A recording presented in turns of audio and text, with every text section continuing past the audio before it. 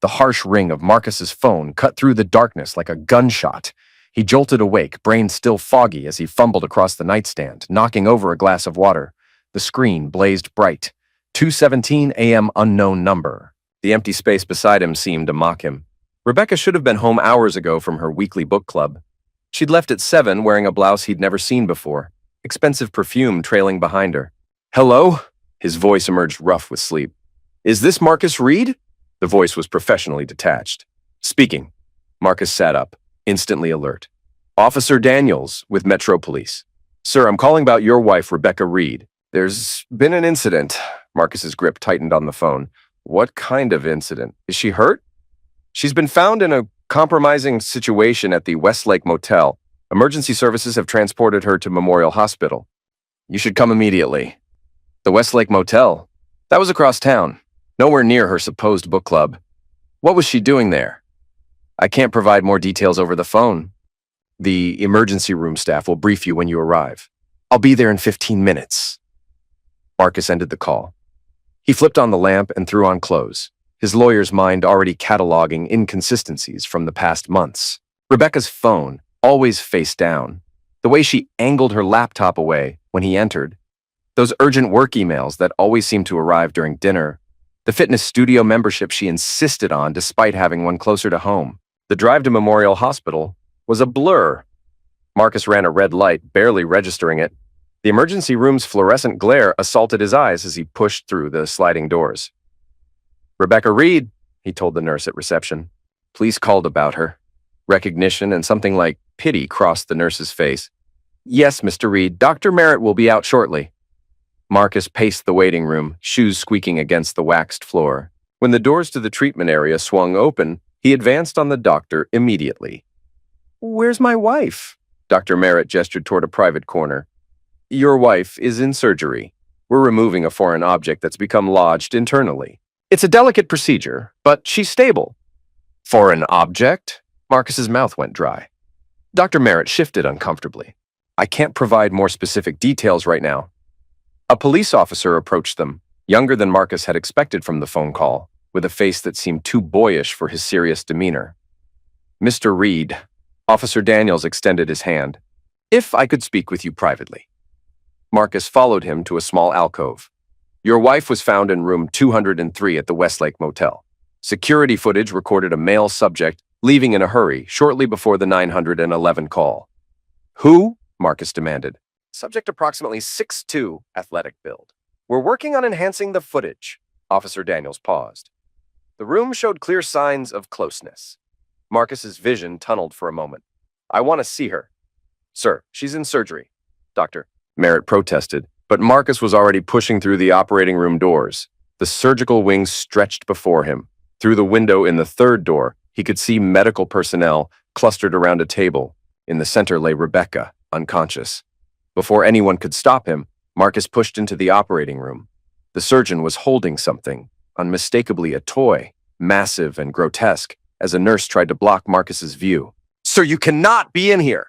The chief surgeon rushed to intervene. "Mr. Reed, please, we need to maintain a sterile environment." Marcus allowed himself to be led out, his mind crystallizing into cold, hard rage. As dawn broke over the city, he made a silent vow.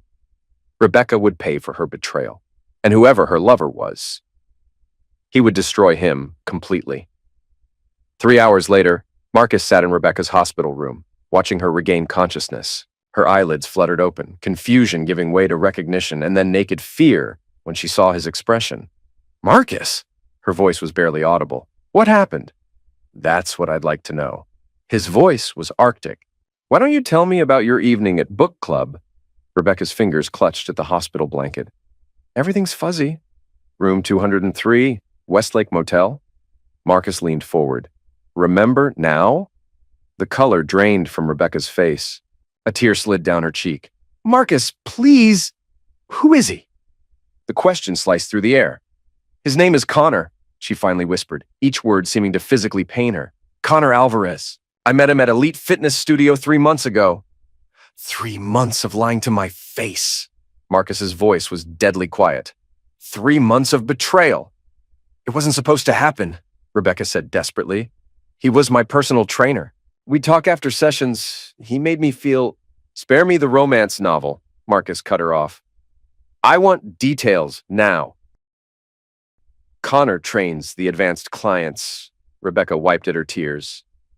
Marcus, what happened last night? He pushed me to try things. When it went wrong, he just left me there, alone. I could have died. And yet, here you are. Marcus stood abruptly. I'm going to find your phone. What? Why? Panic replaced grief in Rebecca's voice. Because I want evidence for my lawyer, Marcus said coldly. In the hallway, he cornered Officer Daniels.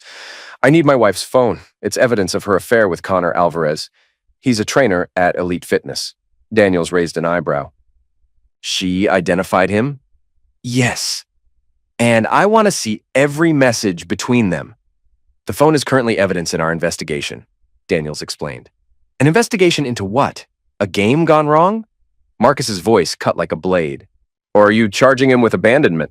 Daniels studied him before nodding. Follow me. In a small evidence room, Daniels retrieved a clear plastic bag containing Rebecca's belongings, including her cracked screen phone. The passcode, Marcus demanded. 0412, Rebecca's voice came from the doorway. She stood there, clutching an IV pole, her hospital gown making her look small and fragile. It's our anniversary. The bitter irony made Marcus's jaw clench as he entered the numbers. The screen unlocked to a messaging app open to CA. What he found confirmed his worst suspicions. Months of messages, each one a fresh betrayal. Miss you already. Thursday's book club can't come soon enough. Last night was amazing. I've never felt so alive. Your husband's working late again? Perfect. Come over. Photos followed. Rebecca in lingerie he'd never seen. Intimate pictures clearly meant for Connor. But worst were the messages mocking him, laughing at his ignorance. Marcus is clueless. All he cares about is his cases. He actually believed I was at a client dinner, some attorney he is. Marcus's hands shook with rage as he methodically took screenshots, sending them to his own phone while Rebecca watched, sobbing. I'm taking this to my lawyer, he told Officer Daniels, his voice tight with controlled fury. We'll need the phone as evidence, but I'll ensure you get copies of anything relevant to your proceedings. Marcus nodded curtly and called his law partner. David, it's Marcus. I need divorce papers drawn up immediately. Infidelity clause, full documentation. I have ironclad proof of a 3-month affair. Divorce? Rebecca stumbled forward. Marcus, please, we can fix this. I'll do anything. Don't throw away 10 years of marriage. I didn't throw it away. Marcus turned to face her. You did, with every lie, every secret meeting, every time you chose him over me. It wasn't like that. Rebecca reached for his arm, but he recoiled. What Connor and I had, it wasn't real. You're my husband. I love you. Love? Marcus spat the word. Is that what you call deceiving me, laughing with him about how oblivious I am? Rebecca collapsed to her knees, the IV line tangling. I'm sorry. Please, Marcus, give me another chance. A nurse rushed forward to help her. She needs to rest. Fine. Marcus straightened his jacket. All communication goes through my lawyer from now on. He turned to Officer Daniels. I want a full investigation into Connor Alvarez. When my wife is stable, get her complete statement about what happened last night. We'll conduct a thorough investigation, Daniels assured him. Good. Send all documentation to David Harrington at Reed and Harrington Law. Marcus paused at the doorway, not looking back at Rebecca. This marriage is over. The sound of her collapse behind him, nurses rushing to help, none of it made him turn back. The woman he loved was already gone, replaced by a stranger who had betrayed him completely. In the elevator's polished metal walls, his reflection stared back. A man forever changed, trust replaced by an icy determination for revenge. Marcus didn't go home. Instead, he drove directly to Elite Fitness Studio, arriving just as it opened at 6 a.m. The morning crowd was thin, a few dedicated early risers in expensive athleisure wear. He approached the reception desk, where a perky blonde was arranging schedule cards. I need to speak with Connor Alvarez. She checked the computer. Connor has a client at 6:30. You can wait in the lounge if... I'm not a client, Marcus cut her off. Where is he? The receptionist's smile faltered. Sir, I can't just... Marcus leaned forward, voice dangerously soft. My name is Marcus Reed. My wife is Rebecca Reed. I believe you know her? Recognition dawned on the receptionist's face. Oh, Mrs. Reed. Yes, she's one of Connor's regulars. She hesitated. He's in the trainer's room down that hallway, last door on the left. Marcus moved with deliberate slowness down the hallway, passing glass-walled studios where early classes were setting up. The trainer's room door was partially open. Inside, a tall, muscular man in branded athletic wear was filling a protein shake. Connor Alvarez lived up to the personal trainer stereotype in every way: sculpted physique, carefully groomed stubble, artificial tan. He looked up as Marcus pushed the door fully open, his expression neutral until he registered the cold fury in Marcus's eyes. "Can I help you?" Connor asked, instantly wary. "You're Connor Alvarez," Marcus stated, closing the door behind him. Connor set down his protein shake. "That's right. And you are?" "Marcus Reed, Rebecca's husband." The color drained from Connor's face. He took an involuntary step back. "Look, man, I don't know what you think." "Save it." Marcus advanced slowly. "Rebecca is in the hospital. You left her alone, bleeding, at the Westlake Motel last night." Connor's eyes darted to the door, calculating his escape route. "That was an accident. She wanted to try something new, and it went wrong." "I panicked." "You panicked," Marcus repeated, his voice deadly calm. "So you abandoned an injured woman who could have died?" "I called 911 before I left," Connor protested. Anonymously. "I made sure help was coming." "How thoughtful." Marcus's smile never reached his eyes. "The police are very interested in speaking with you." "Look, whatever happened between Rebecca and me was consensual." Connor raised his hands defensively. "I never forced her to do anything." "I've read your messages," Marcus continued as if Connor hadn't spoken. "All those clever jokes about deceiving me. All those plans for your little rendezvous." Connor's face hardened. "She came to me willingly. Maybe if you'd paid more attention to your wife instead of your cases." Marcus moved with shocking speed for a man in a business suit. The punch caught Connor squarely in the solar plexus, doubling him over. As Connor gasped for breath, Marcus grabbed him by the throat, slamming him against the wall. "I could kill you right now," Marcus whispered, pressing his forearm into Connor's windpipe. "I've defended enough murderers to know exactly how to make it look like self-defense." Connor's eyes bulged, his face reddening as he clawed at Marcus's arm.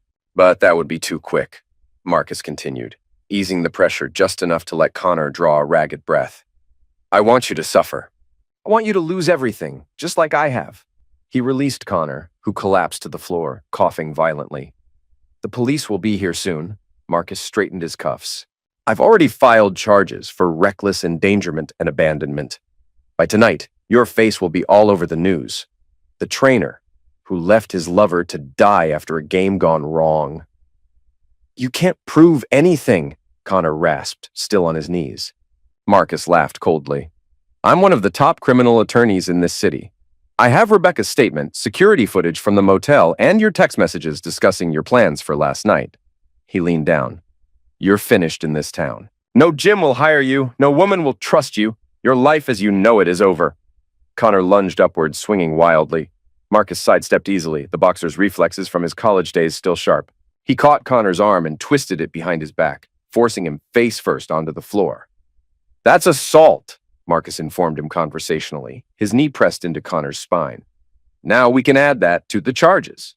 The door burst open. Officer Daniels stood there with two uniformed officers taking in the scene with professional detachment. "Connor Alvarez?" Daniels asked, though it was clearly a formality. "This is him." Marcus released Connor and stepped back, adjusting his tie. "He just assaulted me."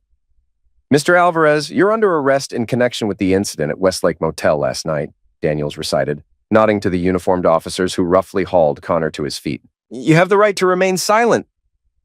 As they cuffed Connor, Marcus caught his eye. "This is just the beginning," he said softly, for Connor's ears only. "By the time I'm done with you, you'll wish you'd never met Rebecca."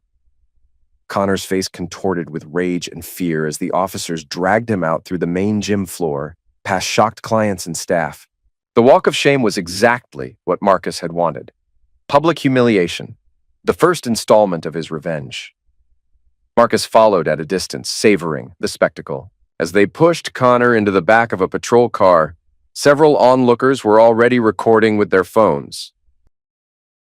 By noon, Connor's arrest would be trending locally. By evening, the story would break nationally. The perfect tabloid fodder. Officer Daniels approached him as the patrol car pulled away. That was quite convenient, us arriving just as he assaulted you. Fortunate timing, Marcus agreed smoothly. Uh-huh. Daniels didn't look convinced. Mister Reed, I understand your anger, but I should warn you against taking matters into your own hands. I would never. Marcus's expression was a picture of innocence. I'm an officer of the court. I respect the legal process. He checked his watch. Speaking of which, I have a meeting with my divorce attorney. As Marcus walked to his car, his phone buzzed with a news alert. A local crime blog had already picked up the story. Fitness trainer arrested after bed game nearly kills married client. The machinery of destruction was in motion. Connor's reputation would be shredded before he even made bail.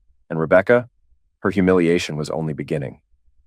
2 weeks later, Marcus sat in David Harrington's office reviewing the divorce strategy. The morning sun streamed through the windows, highlighting the grim satisfaction on both men's faces. The preliminary hearing went better than we could have hoped, David reported, adjusting his glasses.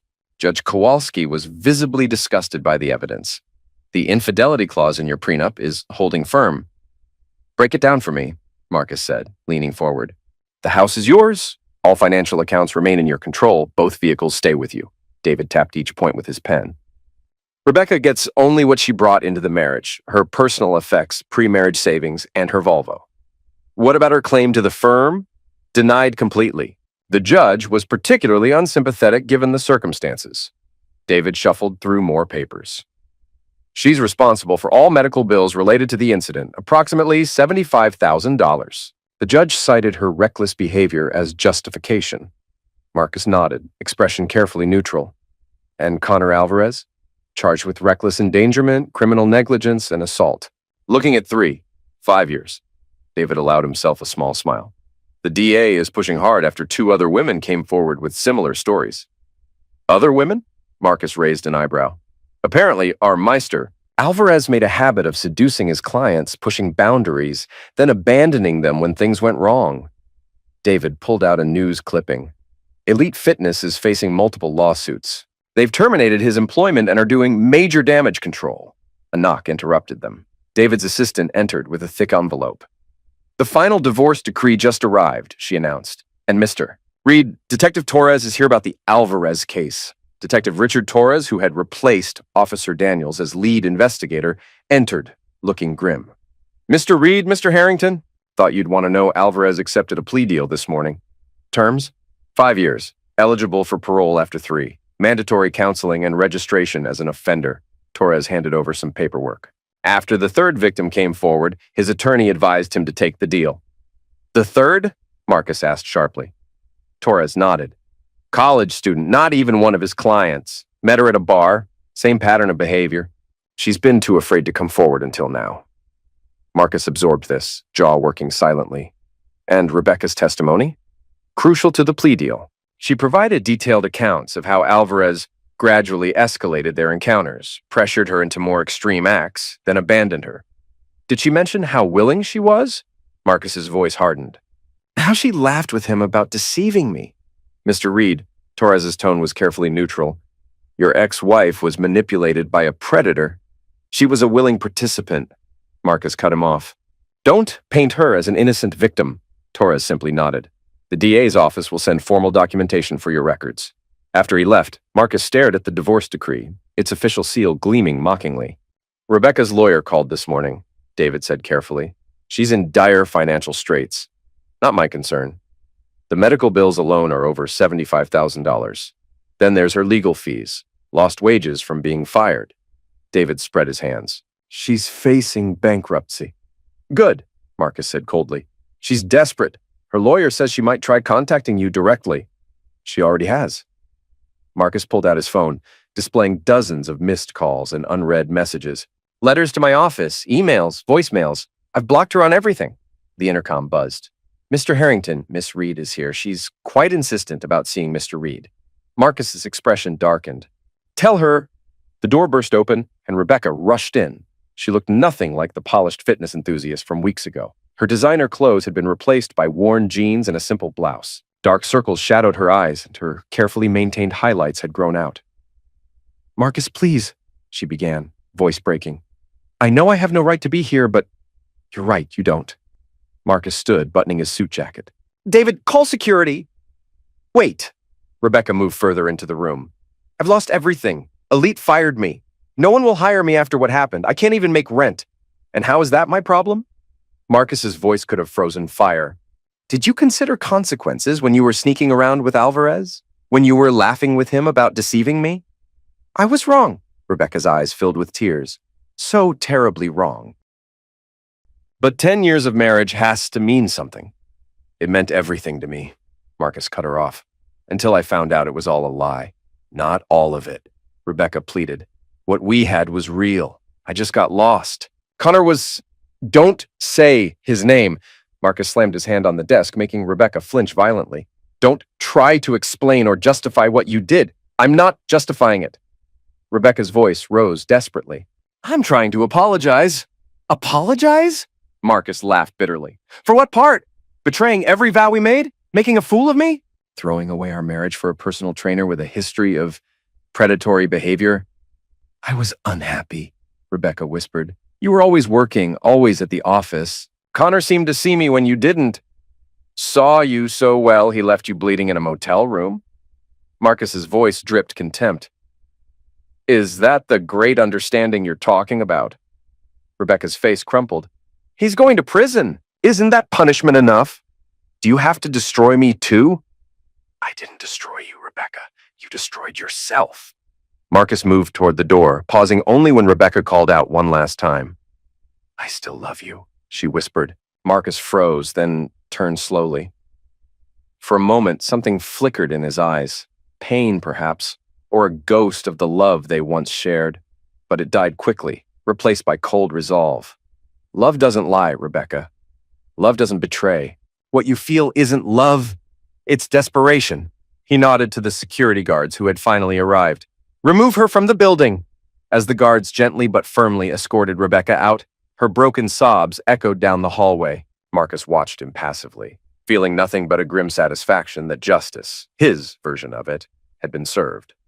That evening, Marcus visited Connor Alvarez at the county detention center. The fitness trainer looked markedly different after 2 weeks in custody. The artificial tan had faded, his carefully styled hair was limp, and his athletic frame had already begun to soften from inactivity. They sat across from each other at a metal table in the visitation room, separated by reinforced glass.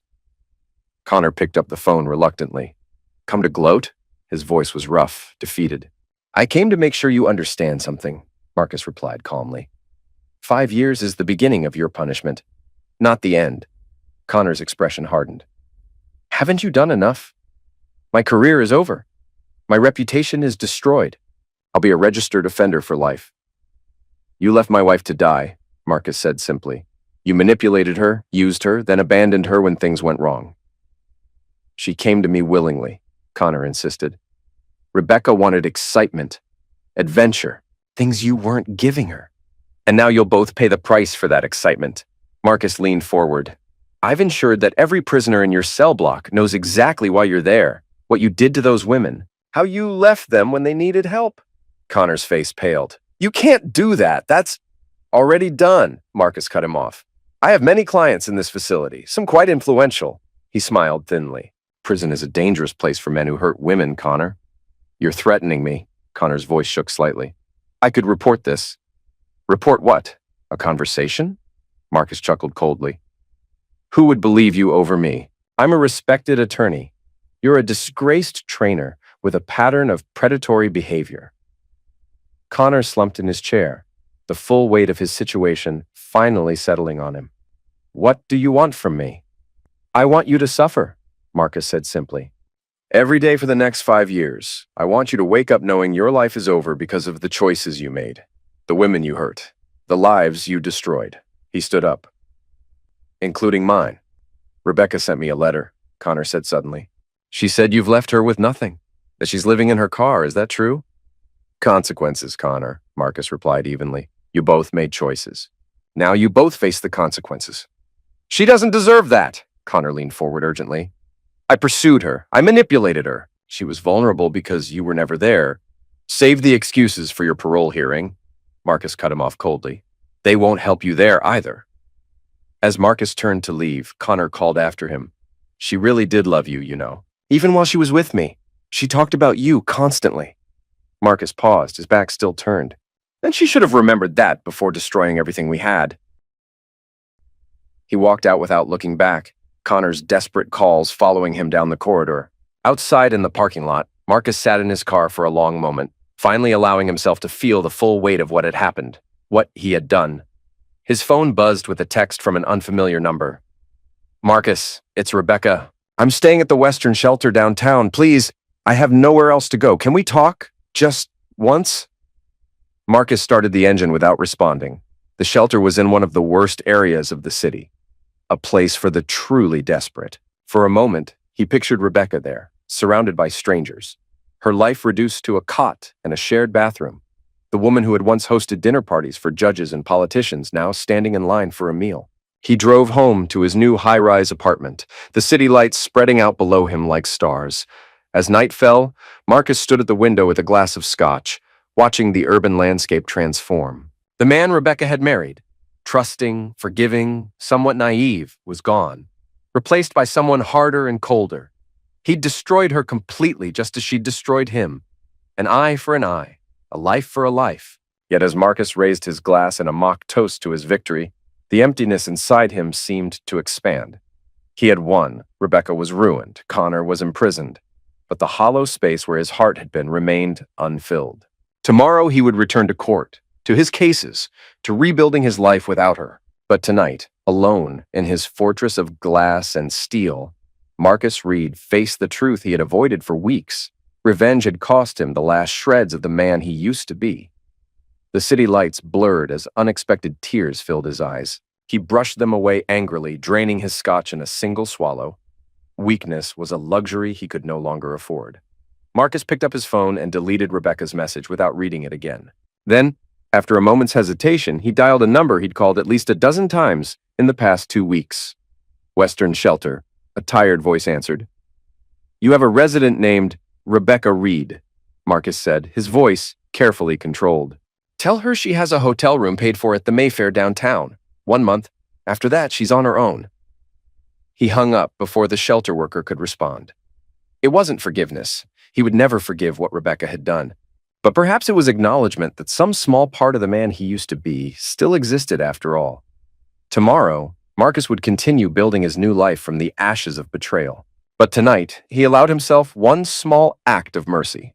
Not for Rebecca's sake, but for his own. The city spread out before him, indifferent to human dramas of love and betrayal. Marcus turned away from the window, away from the past, and faced the empty apartment that was now his future. Winning had never felt so much like losing.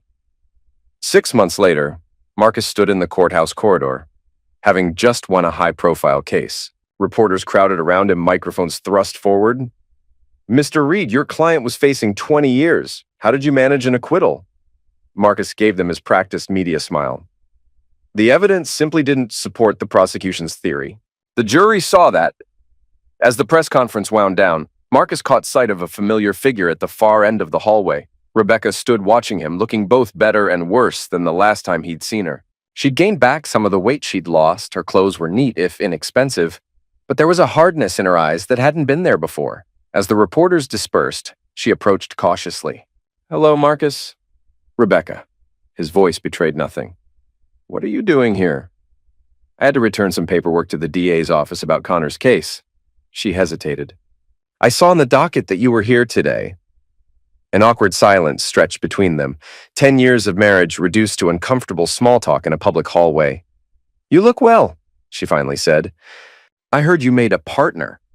"Last month," Marcus confirmed, checking his watch. "I have a meeting." "I just wanted to say thank you," Rebecca blurted, "for the hotel room. It gave me time to find a job and a place to stay." Marcus's expression remained neutral. "It was a one-time gesture. Don't read anything into it." "I know." Rebecca's smile was sad. "I'm working as a receptionist at Baxter Medical now. Starting over, I'm in therapy too." "Good for you," Marcus said, making to move past her. "He's dead," Rebecca said abruptly. "Connor. He was killed in prison 3 weeks ago." Marcus stopped, his face carefully blank. "I heard." They're saying another inmate stabbed him in the shower, someone with connections to you. Rebecca searched his face. Is that true? I have many clients in the system, Marcus replied evenly. I can't control what they do. Rebecca studied him, something like fear flickering in her eyes. You've changed, Marcus. I barely recognize you anymore. Betrayal changes people, he said simply. You destroyed the man I was. I know, she whispered, and I'll regret that until the day I die. She hesitated, then reached into her purse, pulling out an envelope. This came for you, to our old address. I've been carrying it, hoping I might see you. Marcus took the envelope cautiously. Inside was a check, a settlement from Elite Fitness to him personally for emotional damages related to Connor's actions. The amount was substantial, 6 figures. They're settling with all the affected spouses, Rebecca explained. Part of their damage control. Marcus studied the check, then looked at Rebecca. Keep it, he said finally, holding it out to her. She blinked in surprise. What? Take it, he repeated. Consider it the last page of our story. Rebecca took the check with trembling fingers. I don't understand. Neither do I, Marcus admitted. Maybe I'm tired of living on hate and revenge. Maybe I just want to be done with all of this. Is that forgiveness? Hope flickered in Rebecca's eyes. No, Marcus said firmly. I'll never forgive what you did, but I'm choosing to let go of the anger. It's eating me alive! Rebecca nodded, tears welling in her eyes. I understand. She carefully tucked the check away. Thank you. Marcus checked his watch again. I have to go. As he turned to leave, Rebecca called after him. I heard you're seeing someone. The DA mentioned it. Catherine Winters? Marcus paused, then nodded slightly. We've been dating for a few weeks. I hope she makes you happy, Rebecca said softly. You deserve that. Without responding, Marcus continued down the hallway, his footsteps echoing on the marble floor. He didn't look back, didn't see Rebecca watching him go, didn't witness her brushing away tears before squaring her shoulders and walking in the opposite direction. Outside, the spring air was fresh and clean after a morning rain. Marcus loosened his tie slightly, feeling as if a weight had shifted inside him. Not disappeared, he would always carry the scars of Rebecca's betrayal, but perhaps lessened enough to allow him to breathe again. His phone buzzed, Catherine texting to confirm their dinner plans. Marcus smiled slightly as he typed his response. The future stretched before him, uncertain but no longer defined solely by the past. As Marcus slid into his car, he caught a glimpse of Rebecca exiting the courthouse, walking with determined steps toward whatever new life she was building from the wreckage of her mistakes. For the first time since that late-night phone call had shattered his world, Marcus felt something other than rage when he looked at her. Not forgiveness, certainly not love, but perhaps something like peace. He started the engine and pulled away from the curb, leaving the courthouse and all it represented behind him. The road ahead was his alone now, no longer shadowed by revenge or defined by betrayal. It was time to start living again.